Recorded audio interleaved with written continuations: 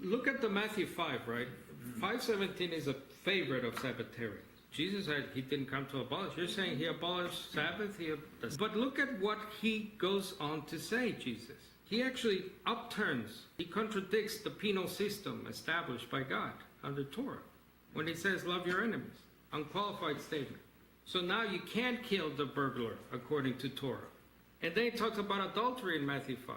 Comes to the heart, not so much the action. So he goes on, even in Matthew 5, to contradict at times the very law he said he did not come to abolish. So how is that? Some of the Torah, the Old Covenant law, Jesus is sometimes doing away with, sometimes what we call spiritualizes it, puts it in the heart situation. But the biggest change in that Matthew 5 is the penal system. Love your enemies. I mean, you have heard it said, love your neighbor, hate your enemy. But I tell you, love your enemies. And then he says that that's how we become a child of God. That's a huge change. He rebukes Peter for using the weapons of war and so on. So, but if he's really upholding the Sabbath, upholding everything to do with the law of Moses at that time, he's obviously a lawbreaker, sinner. Because he obviously does and teaches things that are sometimes clearly contrary to. Look at the Matthew 5. I forgot about this one. The oaths. Matthew 5:36. And he says, don't swear by anyone. Now, oaths are Torah commandments.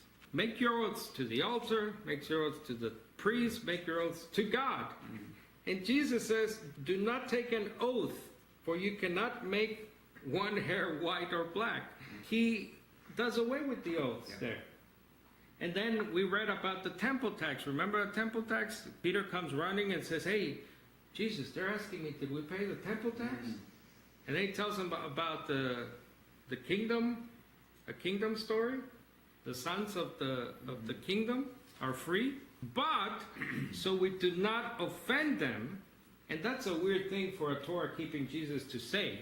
So we don't offend our fellow Torah-keeping Jews? Pay it. Again, if you can show me how this statement of Jesus in Matthew 23, therefore do whatever they tell you and keep it, is not contradicting, it's not making you make Jesus a lawbreaker, a sinner then, which is what we're accused of doing, by the way. Certainly accusing me of teaching that Jesus was a lawbreaker, therefore a sinner, and these are fellow Christians telling me this. The evidence that I have found when I really looked into this is overwhelming. You know, I found at least 20 instances, 20, where Jesus either contradicts, changes, does something to the former law that he's not supposed to be doing if he's a Torah. I had to look into these matters.